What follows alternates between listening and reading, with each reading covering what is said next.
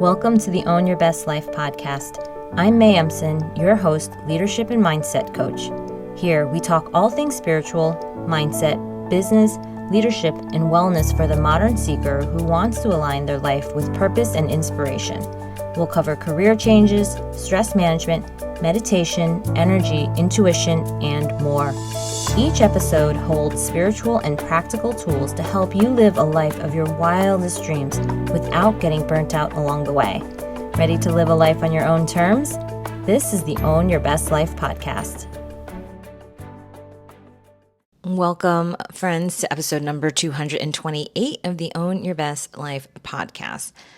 The end of the year haze has lifted and we've moved into March, and so there is some new momentum. So hopefully you are feeling it too. Now is the perfect time to really focus on what it is that you want to do next. So in today's podcast, I'm going to share with you the Spiritual Achiever Roadmap, which are the 4 phases that we experience as we move from stuck to clarity to breakthroughs in our career and in our lives. And I created this Spiritual Achiever Roadmap through the patterns that I noticed in my work with leaders dealing with change and transition in their lives. I noticed that people often would lose confidence in themselves partway through a career change or a life change, when in reality, the feeling of disappointment, of struggle, of uncertainty is not just normal, but it's also expected. And they don't need to start over their entire lives or careers or businesses because they either aren't seeing success as quickly as they would like in this new area. We just need to understand what the process of change looks like so that we don't burn out and quit in the process of achieving. So how do we stay in the process of change long enough to see the step change of results of the outcome that we desired? We are so much closer than we think, and sometimes it's really hard until we get that outside perspective to have the motivation and the faith and the energy to keep moving forward. And the answer is that we need to lead ourselves through this Spiritual Achiever Roadmap process.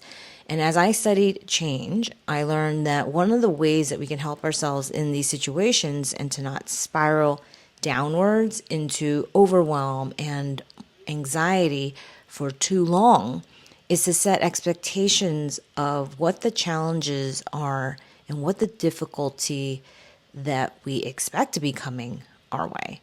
And when you can set these expectations, when you know that it's coming, you know then that you need help. You know how it's going to feel in the process. You're going to have faith that you will figure it out. And this framework is so powerful. I've taught it so many times, and I think every single time that I've taught this, there's a new light bulb moment because we are always going through some kind of a change. And even now in my life, as I'm looking at what is next for me, and I'm making certain decisions around the help and the time that I spend and the energy that I'm feeling, I am leaning in to certain practices and tools to give myself more space, more help, more recovery, investing in people, resources, systems, and my own health in order to be able to have a life that I know is going to give me so much more. The reason I share this is because it's not just you who's going through that process. We all are at the same time. So I'm on this journey with you. And when I can walk myself through this process the way that you will walk yourself through this process, I can then have faith also that the next change is actually going to have the results that I had intentionally desired, which is why I made the change in the first place. So these 4 phases, they will be part of your career transition, whether you're changing what you do, the kind of job you have, the roles you have, the way you show up as a leader, or how you do it, the way you work in terms of leadership, time, energy, stress, or both. They will also be a part of the way you show up at home and how you lead in your personal life and the way that you spend your time, your energy, whether it is your health, whether it is the relationships that you have, whether it is your relationship with money and financial abundance and how much you get to have there. All of this follows the same exact process, which is why I'm so passionate about coaching. I'm so passionate about skill building, and I'm so passionate about accepting and learning that we must and get to work with this thing in life called change. So here are the 4 phases. The first phase is awareness. So in this phase, you can see that you have this ideal outcome and you're learning why you feel so far from that outcome. Maybe it is a certain level of health that you used to have and you want to get back to. Maybe it is the job and the dream job and the way you want to work and the way you want to feel, or the relationship you have and the way you want to feel in the relationship and how free you want to feel in your relationships at work or at home.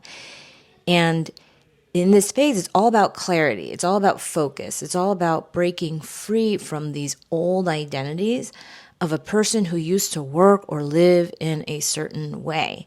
We assess where we are now to understand how to get to where we want to be. And this will look like audits and assessments of what drive you, what drive not just what you do, but how you do it, what you're motivated by, your unique zone of genius. What is that? And we need to do this because life is all about change. And when we do not accept that change is happening right now, we stay stuck where we are. We stay stressed. We stay resisting how things have already moved around us. And that stress is sapping our energy. So in this first phase of awareness, one of the key milestones is assessing what's most important to you, clarifying that next role, that job, or that focus area for your life and work. This is something that no one is going to give to you, that is going to be handed to you. This is something that you create in the work of figuring out your own desires, your own purpose, your own set of life goals that you have. And what we do is we recognize what are those hidden patterns, what are those motivators, our blind spots that might have come with our old identities. And when our awareness of what our priorities are and what truly matters increases, we're less confused about what we want. We don't just move into a next job, next role, maybe even start a business with this idea that that thing that we do is going to be what changes us, instead of realizing, oh, I've changed. So even if I were to do the work that I have been doing, I would do that differently. That's a very different level of change. And that's a very different level of confidence. And that's a very different level of acceptance that we can have. In this awareness, we will identify our zones of genius. We get more clear on our message. We get more clear on our brand. All right, now the second phase after awareness is optimization. So in this next phase, we align your time, we align your energy, decision making to create sustainable high performance. We work on a decision making framework that I call Leadership in Flow, which helps us trust ourselves and eliminate indecision. We also learn how to calibrate our energy after we become aware of our energy. We learn how to shift our energy intentionally so that we can increase our productivity. We can tap into our intuition even more. And instead of doing the same things and getting the same results that you have in the past, this is where we create new and different routines so that we feel an increased amount of energy for our work and for our life, which translates into being so much more present, being less stressed, and having more financial freedom. And we spend less time in this phase listening to things that don't truly matter. We spend less time doom scrolling on social media and the news. We buy and consume less of what we don't need, and we take that increased energy and we take those additional resources that we have to create more value in the world, which also looks like being able to sustain ourselves and our own well of energy and doing the practices that actually fuel us and give us more. So now we move into the third phase. The third phase is mastery. So in this third phase, we're going to focus on sustaining success.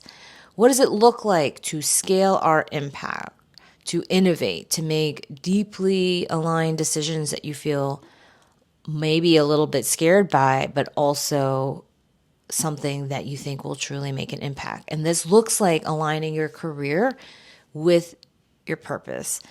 This also looks like energy, leadership for impact. So, how do we lead with that energy? How do we master pace and pacing for long term success, pacing our work, pacing our lives?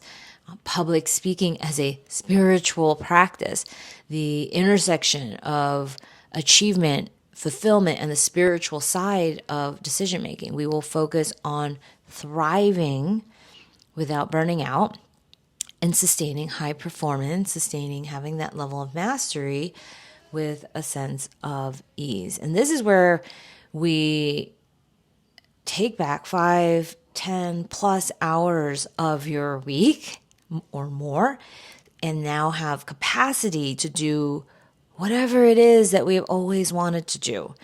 We can start a business, we can lead more people, we can have more impact, we can spend more quality time with family, with friends, and play. We can feel healthier. And so this is what is happening when you're in this third phase. Your life starts to really get fun, interesting, and there's a sense almost of like, what else? And that's when you move into the fourth phase, which is embodiment and impact. So in this fourth phase, we make this new way of living, of working, our new normal. We are aligning career, leadership, and life so that success doesn't feel like this mountaintop that you are struggling to achieve. It is just who you are. So specifically, we focus on being the architect of your life, really diving into what a really meaningful life looks like for you and the experiences that you want to have, the amount of money, the places you want to go, the things that you want to create, the things you want to learn, the things you want to contribute and give back to the community or the world around you. This looks like a bigger ripple effect of your life. So as we're focusing on architecting your life, what we will also be doing is the prioritization process as well. We will work on your personal leadership style, the one that transcends this next 6 months or even a year, but something that is an arc that you will be fine tuning for years to come. How to go from the vision that you have in either a business that you're building or the work that you're currently doing or the life that you want to experience. And this is when we also do reflection, celebration, right? So this process means that in this phase, we're creating way more value. And because we're creating more value, because you can start to see that if you are leading more, if you're creating more, you're putting more out into the world. And as a result, we are compensated accordingly. So this isn't just financial compensation, although that's likely to occur. This includes emotional connection. It includes community building. It includes supporting our families and creating intergenerational benefits.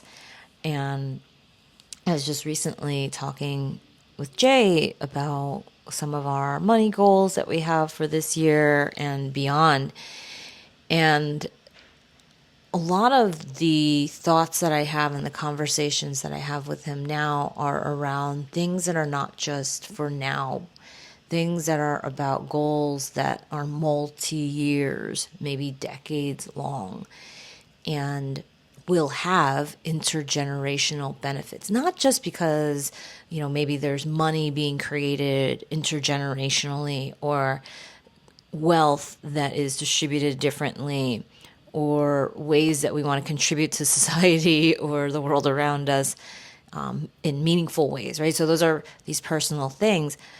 But the intergenerational benefit of you just modeling a different way of living, of asking certain kinds of questions around choices in life, and really, really doing the things you want to do from a place of trusting that your desires are not coming from this egotistical and self-serving place, that there is a point where you start to trust yourself more. And we don't always do that, right? Because again, this might be in a later phase.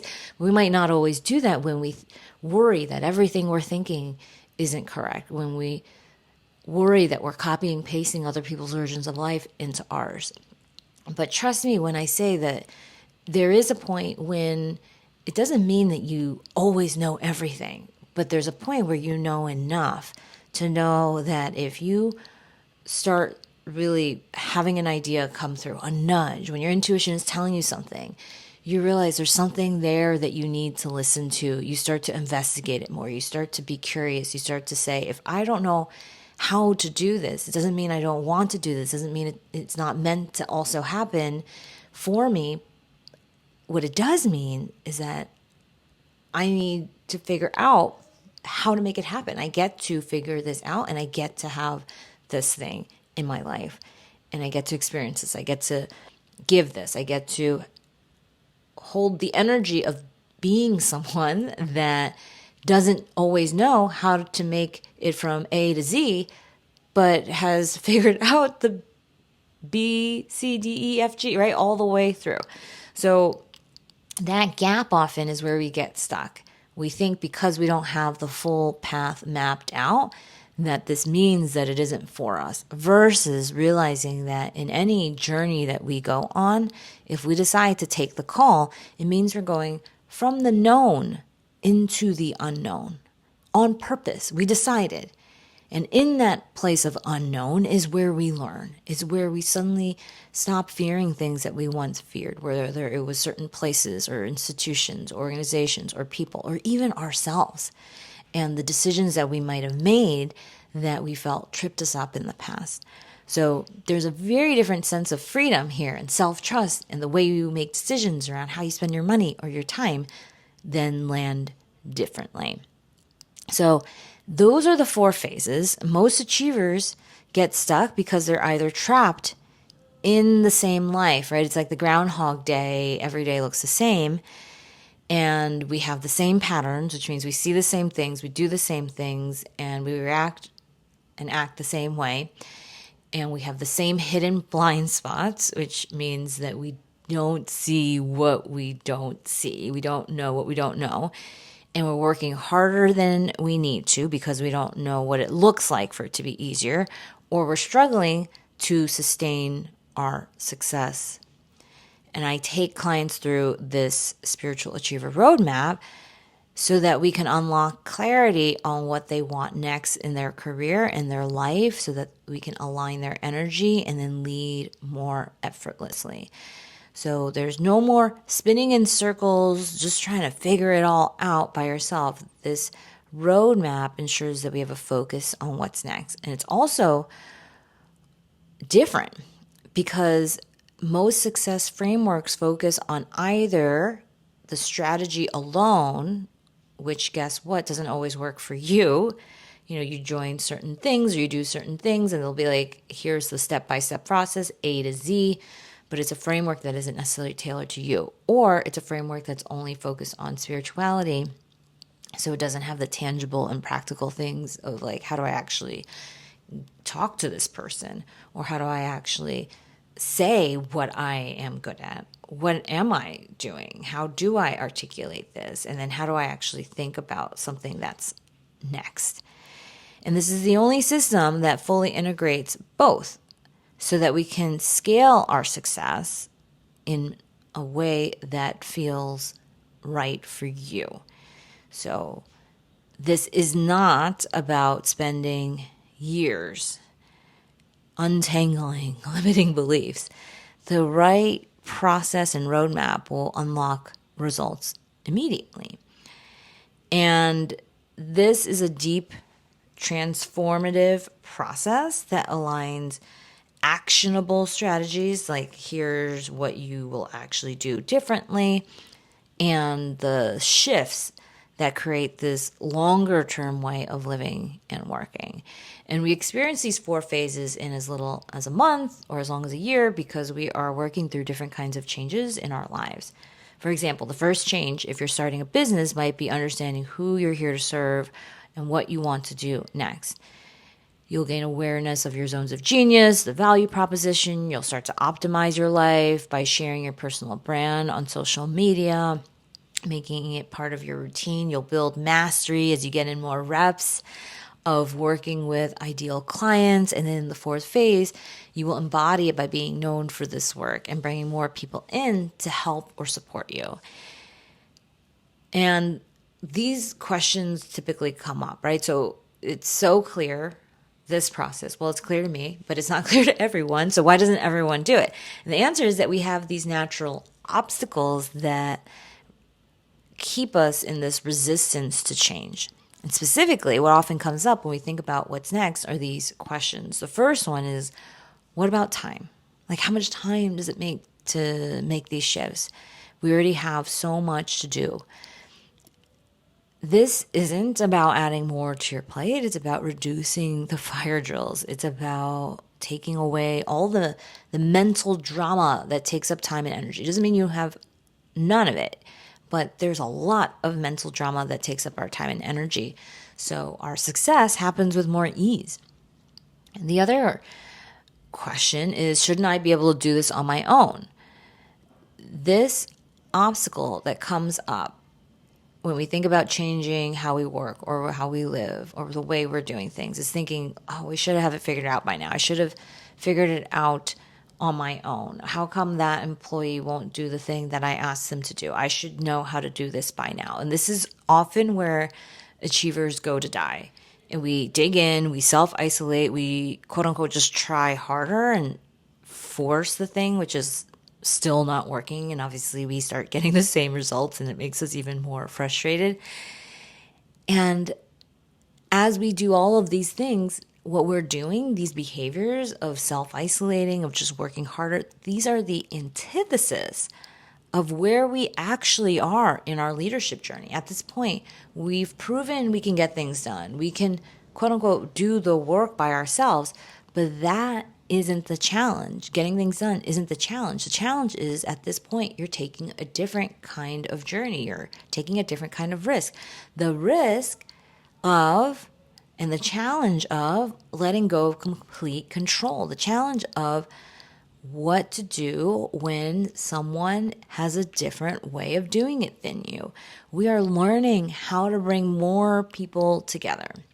And we are at a point in our leadership journey where asking for help and building teams of support are expected. So doing it all by ourselves instead of delegating or asking for thought partners to work with us is like trying to run a big project with no resources. We don't figure it all out on our own at work. Why should we do the same with how we work and the next steps in our careers? And so we've already tried figuring out what's next by ourselves, and the Spiritual Achiever Roadmap works because it finally connects the dots between strategy, the mindset, the energy, and it gives you the tools to truly build teams, to delegate, and to know the difference between when it's a you problem or a them problem. Another question that comes up and another obstacle is not being sure if a process like this will work for us. We all have a different journey. We have different experiences that make us different. What I also know through my work in transforming both organizations and their ways of working, and with individuals who are transforming, who are they becoming, is that change follows a similar journey across the board. And so this process is a step-by-step change management system that adapts to us as individuals where we are and what we need next. And the biggest thing that I want to share with you guys is that we do not have to keep feeling stuck, misaligned, exhausted by not seeing the results. And the reason I know is because I went through this journey and I almost quit. I almost quit at the point where most people quit. I almost didn't take that next step. I almost didn't have the belief, the faith, the thing to say, okay, it's supposed to actually feel hard at this point and confusing, but it doesn't mean it is only hard. It doesn't mean that this won't pass. It doesn't mean that this isn't just a phase of challenge. And then I figured out what to do next from there. Right? So if you're ready to make success feel more effortless, aligned, and deeply fulfilling, and learn from someone who has helped shepherd people through this process, I invite you to take that next step. And you can join my Spiritual Achiever coaching program. You can experience this roadmap for yourself. So you can apply to join at www.mayemson.com/contact. You can reach out, we can schedule a call, and we will see you on the inside. All right, my friends, I hope you have an amazing week, and I'll talk to you next time. Thanks so much for joining us this week on Own Your Best Life. Make sure to subscribe to the show on iTunes or wherever you listen to podcasts so that you'll never miss a show. And while you're at it, can you please rate and review on iTunes? I would so appreciate it. Share it with a friend, take a screenshot of it, and tag @MayEmson. This helps continue to get the word out. For more show notes and resources, check out www.mayemson.com. It'll have all the links to everything you heard here today. Thanks so much for listening. It's time to own your best life.